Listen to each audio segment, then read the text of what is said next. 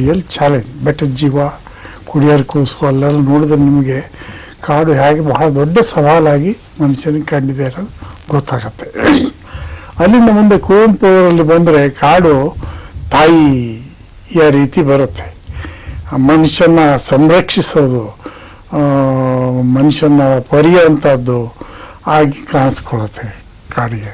ನನ್ನ ಲೆವೆಲಿಗೆ ಬರೋಷ್ಟೊತ್ತಿಗಾಗಲೇ ನಾವೇ ಕಾಪಾಡಬೇಕಾದಂಥ ಕಾಡುಗಳಾಗಿ ಪರಿವರ್ತನೆ ಆಗ್ಬಿಟ್ಟು ನಮ್ಮ ಬಜೆಟ್ ಅಲಾಟ್ ಮಾಡಿ ಅದನ್ನು ತಗೊಂಡೋಗಿ ಉಳಿಸ್ಕೊಂಡು ನಾವು ಹುಲಿಗಳನ್ನ ಅಥವಾ ಮತ್ತೊಂದು ಪ್ರಾಣಿ ನಿರ್ನಾಮ ಆಗದಿದ್ದಂಗೆ ತಡಿಬೇಕಾದಂಥ ಪರಿಸ್ಥಿತಿಗೆ ಬಂದು ಸಿಕ್ಕಾಕೊಂಡಿದ್ದೀವಿ. ಆ್ಯಂಡ್ ಕಾಡು has become an open treasury. ಒಂದೊಂದು ಮರ 6-7 ಲಕ್ಷ ರೂಪಾಯಿ ಬೆಲೆ ಬರ್ತವೆ ಅಂದರೆ ನೀವು ಅರ್ಥ ಮಾಡಿಕೊಳ್ಳಿ ಅದನ್ನು. So we have to protect these things, all sorts of illicit activities. ಯಾಕಂದರೆ ಯಾವಾಗ ಕಾಡನ್ನು if you start interpreting in terms of money, ಒಂದೊಂದು ಮರಕ್ಕೆ 6-6 ಲಕ್ಷದಂಗೆ ಆದರೆ ಸಾವಿರಾರು ಹೆಕ್ಟೇರ್ಗಳು ಸಾಗವಾನಿ ಕಾಡುಗಳನ್ನ ನಡೆಸಿದಾರಲ್ಲ, ಅವುಗಳು ಎಷ್ಟು ವ್ಯಾಲ್ಯೂಬಲ್ ಆಗಿರ್ಬೋದು ಅಂತ ನೀವು ಯೋಚನೆ ಮಾಡಿ. ಅನ್ಇಮ್ಯಾಜಿನಬಲ್. ಯಾವಾಗ ನಿಮಗೆ ಈ ಥರ ಕಾಡನ್ನು ನಾವು ಇನ್ ಟರ್ಮ್ಸ್ ಆಫ್ ಮನಿ ಮಾತಾಡೋಕ್ಕೆ ಶುರು ಮಾಡ್ತೀವೋ, ಎಲ್ಲ ಚಪ್ಪಲ್ ಕಣಿವೆ ಡಕಾಯತರಿಂದ ಹಿಡಿದು ಪ್ರತಿಯೊಬ್ಬರೂ ಅಲ್ಲಿಗೆ ನುಗ್ತಾರೆ.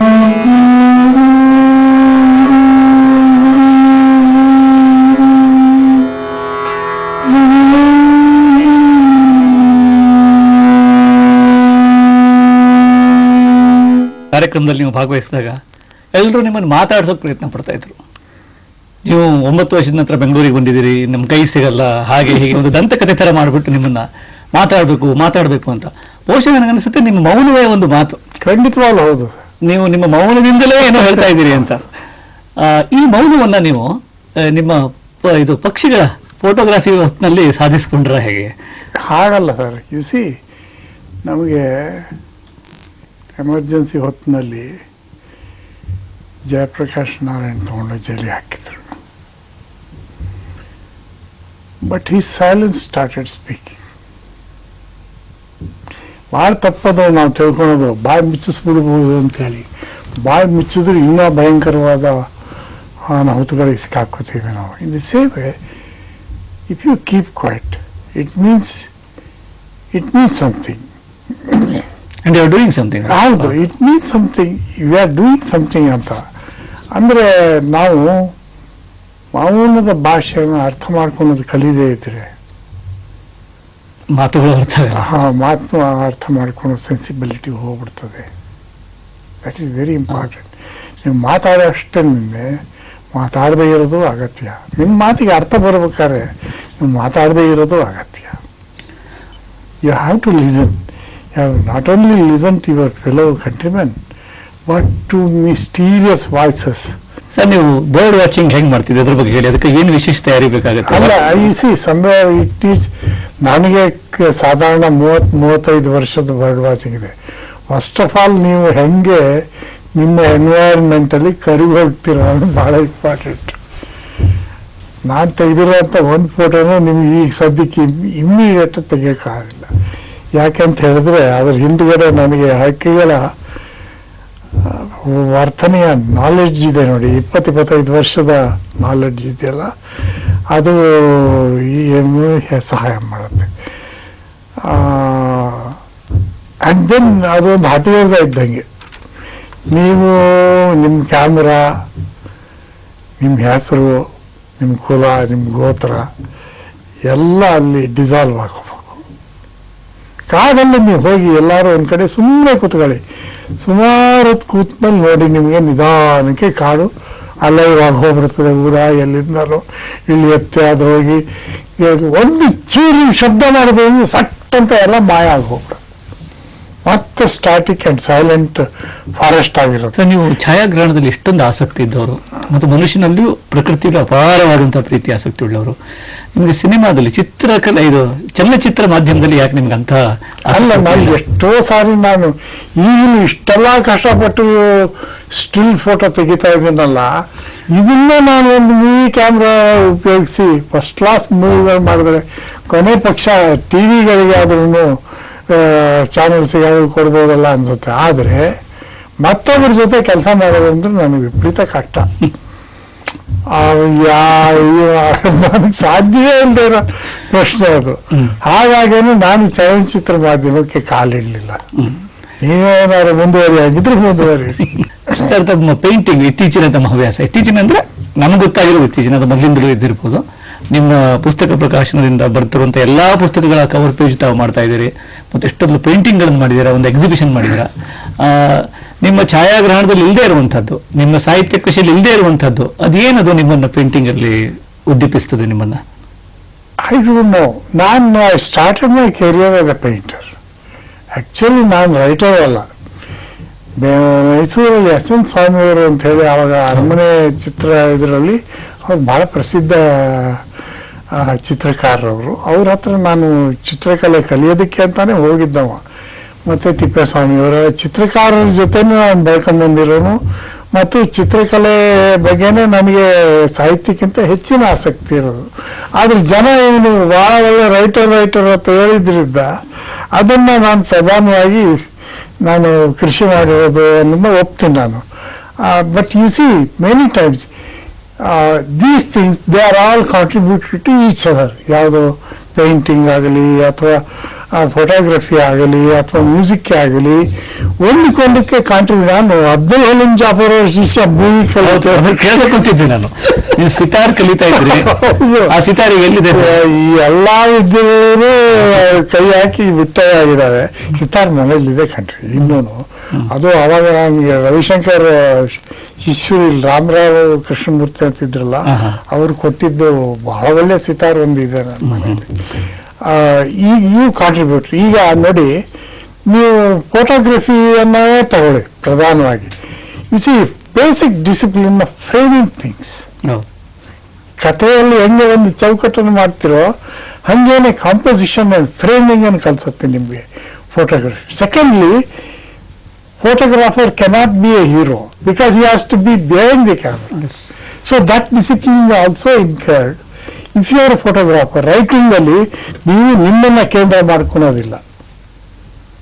ಯು ಸಿ ನಮ್ಮವರಿಗೂ ಮತ್ತು ನಮಗೂ ಫಸ್ಟ್ ಡಿಫರೆನ್ಸ್ ಬಂದಿದ್ದೆ ರೈಟರ್ ಕೇಂದ್ರ ಆಗಕ್ಕೆ ಸಾಧ್ಯವೇ ಆಗಲಿಲ್ಲ. These are all disciplines which I ಬೇರೆ ಬೇರೆ ವಲಯಗಳಿಂದ ಬರುವಂತ ಡಿಸಿಪ್ಲಿನ್ಸ್. ಸರ್, ಆಮೇಲೆ ಬಿರಿಯಾನಿ ಕರಿಯಪ್ಪನ ಸುದ್ದಿ ಏನು ಅವನಿಗೆ ಎಲ್ಲಿ ಸಿಕ್ಕಿದ? ಅದನ್ನೇನೋ ಒಂದು ಇನ್ಸಿಡೆಂಟ್ ಎಲ್ಲರೂ ಹೇಳ್ತಾರೆ.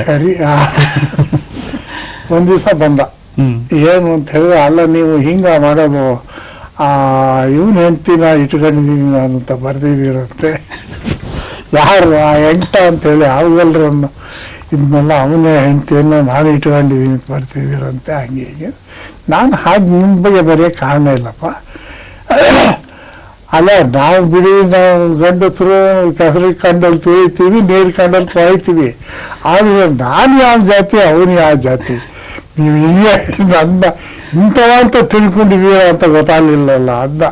ಅಂದ್ರೆ ಅವನ ಅರ್ಥ ಏನು ಅಂದ್ರೆ, ಅವನು ಸ್ವಲ್ಪ ಲೈಂಗಿಕ ಅಶಿಸ್ತಿನ ಮನುಷ್ಯ ಆದ್ರೂ ಪರವಾಗಿ ಏನಿಲ್ಲ, ಜಾತಿನ ಬಿಟ್ಬಿಟ್ಟು ಈಗ ಮಾಡಿದ್ದಾರೆ. ಆಮೇಲೆ ಅದು ಏನು ಯಾರಿಗೆ ಹೇಳಿದ್ರು ಏನು ಅಂತ ಹೇಳಿದೆ, ಅವನು ಆಲ್ದೂರಲ್ಲಿ ಬಸ್ಸಿ ಕಾಯ್ತಾ ನಿಂತಿದ್ದಂತೆ. ಆವಾಗ ಹುಡುಗರಿಗೆ ಅವರಿಗೆ ಕರ್ವಾಲ ಐತಲ್ಲ, ಅದರಲ್ಲಿ ಕರಿಯಪ್ಪನ ಪಾತ್ರ ಒಂದು ಬರುತ್ತೆ. ಅವ್ರು ಇವನಿಗೆ ಹಂಗೆ ಚಾಡಿ ಹೇಳ್ಕೊಟ್ರು. ಅವನಿಗೆ ಓದು ಬರಲ್ಲ. ಅಲ್ಲ ಕಣ, ನಿನ್ಗೆ ಓದು ಬರೋದಿಲ್ಲ, ನಿನ್ಗೆ ಮನ್ನಷ್ಟು ಆಗಂಗೆ ಬರ್ದಿದ್ದಾನೆ ಅಂತ ಯಾರೋ ಹೇಳಿದ್ದನ್ನು ಕೇಳ್ಕೊಂಬಂದಿದೆಯಲ್ಲ. ನಾನು ಖಂಡಿತ ಹಂಗೆ ಬರ್ದಿಲ್ಲಪ್ಪ, ಅದರಲ್ಲಿ ಎಲ್ಲೂ ಅಕಸ್ಮಾತ್ ಬರ್ದಿದ್ದು ತಿಂತೀನಿ ಅಂತ ಹೇಳಿದೆ. ಅವನು ಹೆಂಡತಿನೂ ಕರ್ಕೊಂಬಂದು ಇದೆಲ್ಲ ಡಿಸ್ಕಷನ್ನು, ಅವನ ಹೆಂಡತಿ ಬಗ್ಗೆ ಡಿಸ್ಕಷನ್ನು ಅವನದ್ರೇನೆ. ಅಂದ್ರೆ ನಾನ್ ಬರೆದ ಪಾತ್ರಗಳೇನೆ ನಿಮ್ಮ ಎದುರಿಗೆ ಹಿಂಗೆ ನೀವು ನನ್ನ ಬರೆಯೋದು. It was strange incident as A writer. Sir, ಒಂದು ಕೊನೆ ಪ್ರಶ್ನೆ. ಮಕ್ಕಳನ್ನು ನೋಡಿದಾಗ, ಈಗ ಕಾಲೇಜಿಗೆ ಹೋಗ್ತಾ ಇರುವಂತಹ ಹುಡುಗರನ್ನು ನೋಡಿದಾಗ ಅಥವಾ ಯುವ ಜನರನ್ನು ನೋಡಿದಾಗ ನಿಮ್ಗೆ ಈಗ ಏನನ್ಸುತ್ತೆ? I think they have a great future ಅನಿಸುತ್ತೆ ಒಂದೊಂದು ಸಾರಿ. ಆದರೆ ಇವರು ಈ ಥರ ಮತೀಯವಾದ ಇವನ್ನೆಲ್ಲ ಈ ಥರ ಮುಂದೆ ಹಾಕಿ ಗಲಾಟೆ ಮಾಡ್ತಾ ಇರೋದು ನೋಡಿದ್ರೆ ಒಂದೊಂದು ಸಾರಿ ಇವರಿಗೆಲ್ಲ ಭವಿಷ್ಯ ಇದೆಯಾ? ಕೊಂದು ಉಳಿಸ್ಕೊಳ್ಬೇಕಾದ ಧರ್ಮ ಯಾವ್ದಾದ್ರು ಇದೆಯಾ ಈ ಪ್ರಪಂಚದಲ್ಲಿ? ಅರ್ಥ ಏನಾದ್ರು ಇದೆಯೇನ್ರಿ ಇವರಿಗೆ? ಅವರು ಗುಜರಾತಲ್ಲಿ ಇದರಲ್ಲಿ ರೈಲು ಗಾಡಿ ಒಳಗೆ ಅವ್ರನ್ನ ಸಿಕ್ಕಾಕ್ಸಿ ಬೆಂಕಿ ಹಚ್ಚಿದ್ದನ್ನು ಸಪೋರ್ಟ್ ಮಾಡೋರಲ್ಲ ನಾವು. ಆಮೇಲೆ ಮಾಡಿದ್ದು ಸಪೋರ್ಟ್ ಮಾಡೋದಕ್ಕೆ ಸಾಧ್ಯ ಇಲ್ಲ. ಎಲ್ಲದಕ್ಕೂ ಓವರ್ ಇವರೆಲ್ಲ ಒಂದೇ ಜಾತಿಯವರು. ಆ ಪರಮಹಂಸರು ಯಾರ್ಯಾರು ಇದಾರಲ್ಲಪ್ಪ, ಅವ್ರದ್ದೆಲ್ಲ ಫೋಟೋ ಮೊನ್ನೆ ಟಿ ವಿನಲ್ಲಿ ನೋಡ್ತಾ ಇದ್ದೆ. ಯಾರ್ದು ಏನು ಅಂತ ನೋಡ್ದವ ಯಾರೋ ಎಲ್ಲ ಈ ಉಸ್ಮಾ ಬಿನ್ ಲಾಡೆನ್ ಕಡೆಯವ್ರನ್ನ ಹಿಡ್ಕೊಂಡು ಯಾರಂತ ಕಾಣತ್ತೆ ಅಂದರೆ ಕೊನೆಗೆ ನೋಡಿದ್ರೆ ಎಲ್ಲ ನಮ್ಮ ರಾಜ್ಯರು. ಅಂದರೆ ಅರ್ಥ ಎಲ್ಲ ಮೈಂಡ್ಸು, ಅವರ ಬೌದ್ಧಿಕತೆ, ಅವರ ರೂಪ, ಎಲ್ಲ ಒಂದೇ ಥರದ ಬರ್ಕೊಂಡ್ರು ಇವರು. ಇವರನ್ನೆಲ್ಲ ನೆನೆಸ್ಕೊಂಡು ಇವರು ರಾಜಕಾರಣವನ್ನು ನಿಯಂತ್ರಿಸುವಷ್ಟು ಬಲವಾದ ಶಕ್ತಿಗಳಾಗ್ತಾ ಇರೋದು ನೋಡಿದಾಗ ಮುಂದೆ ಏನಪ್ಪ ನಮ್ಮವ್ರದ್ದು ಕತೆ ಹಾಗಾದ್ರೆ ಮಕ್ಕಳದು ಅಂತ ಹೆದರಿಕೆ ಆಗುತ್ತೆ. ಯಾಕಂದರೆ ಮುಲ್ಲಾಗಳು ಮತ್ತು ಮೌಲ್ವಿಗಳ ಕೈಗೆ ರಾಜಕೀಯ ಕೊಟ್ಟು ಆಗಿರೋ ಅನಾಹುತವನ್ನು ನಾವು ಪಾಕಿಸ್ತಾನ ಮತ್ತು ಅಫ್ಘಾನಿಸ್ತಾನದ ಉದಾಹರಣೆಯಲ್ಲಿ ಬಹಳ ಚೆನ್ನಾಗಿ ನೋಡ್ಬೋದು. ಮನುಷ್ಯ ಚರಿತ್ರೆಯಿಂದ ಏನಾದರೂ ಕಲಿತಾನೆ ಅನ್ನಂಗಿದ್ರೆ ಇವ್ರನ್ನ ಯಾವ ರೀತಿ ನಡೆಸ್ಕೋಬೇಕು ಅನ್ನೋದನ್ನ ನಾವು ತಿಳಿಬೇಕಾಗುತ್ತೆ. ಯಾಕಂದರೆ ಇವರು ಬೇರೆ ಹೆಸರು ಇಟ್ಕೊಂಡಿರ್ಬೋದು, ಅವ್ರು ಬೇರೆ ಹೆಸರು ಇಟ್ಕೊಂಡಿರ್ಬೋದು, ಮೊಡಾಲಿಟಿ ಎಲ್ಲ ಒಂದೇನೇ. ಅವಕಾಶ ಸಿಕ್ಕರೆ ಉಸ್ಮಾ ಬಿನ್ ಲಾಡೆನ್ಗಿಂತ ಕ್ರೂರಿಗಳಾಗೋದಕ್ಕೆ ನಮ್ಮವರು ಹೇಸೋದಿಲ್ಲ ಅನ್ನೋದು ಚೆನ್ನಾಗಿ ಗೊತ್ತಾಗುತ್ತೆ ನಮಗೆ. ಮೊನ್ನೆ ಯಾರೋ ಹೇಳ್ತಾ ಇದ್ರು ನೋಡಿ ಮೀಟಿಂಗಲ್ಲಿ, ಅವರು ಇಂಡಿವಿಜುವಲ್ ಆಗಿ ಅದು ಟೆರರಿಸಮ್ ಸರ್, ಇದು ಸರ್ಕಾರನೇ ತಗೊಂಡು ಸರ್ಕಾರನೇ ಸಪೋರ್ಟ್ ಮಾಡ್ತಾ ಇರೋದು ಅಂತೇಳಿ ಆ ಇಂಟ್ರಿಕೇಸಿಸ್ನೆಲ್ಲ ನಾನು ಕೇರೆ ಮಾಡೋದಿಲ್ಲ.